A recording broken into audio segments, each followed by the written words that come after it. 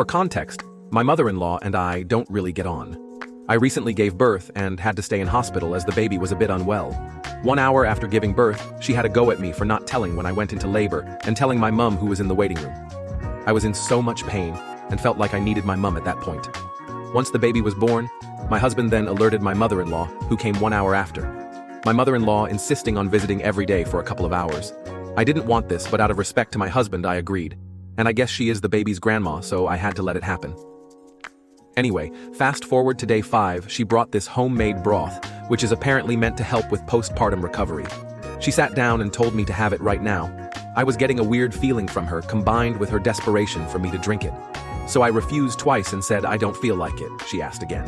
And it got a whackwood, so I took a sip, which seems to relieve her. The next day, I started feeling nauseous, which then led to intense vomiting and diarrhea. My stool samples were checked by the hospital and it was confirmed I rotavirus. They asked if I had anything from outside, and the only thing was this drink. My husband accepts that it's from the drink, but that it was an accident, and it was probably due to one of the dry ingredients being from India. I'm obviously very suspicious of her now, and after further research I found out it can only be spread by urine and feces. I've had panic attacks about her coming over to our house. My husband is a big mommy's boy and wants her to be able to come and visit whenever she wants. She lives 5 minutes away and is coming over 2 to 3 times a week for a few hours. Top comment, girl, do you live there? Yes, you do. Tell your husband that you are busy. Too busy to entertain his mum. That she's his mum and his responsibility. So if he wants her to visit, then he needs to invite her and be present. So from this moment on, if his mum shows up and he's not there, you will not be opening the door, and follow through. Best case, she's a flake and didn't think about germs and bacteria.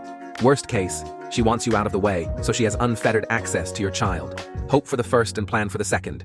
OP replied, and if she's a flake and doesn't wash her hands before she cooks, make sure each and every time she washes her hands before she touches the baby. Including if she nips out to use the bathroom during a visit. Never ever feel rude, protecting your newborn's life against this one who almost killed you. Another commented, your husband needs to fully understand and internalize that his mom made you seriously ill during the most vulnerable time of your life. Rotavirus could have ended you due to your weakened system after giving birth, or your infant, if it has been transmitted to them. You could compromise and put her in a major timeout. 1. No eating her food ever again for your or little one. 2. No visits with you or little one until you feel safe around her. And if that is 6 months or a year, then so be it. If your husband will not stop letting your MIL into the house during your recovery, you need to go somewhere else. Like to your mom's, until he chooses to be a good husband and father instead of his mommy's bestest boy.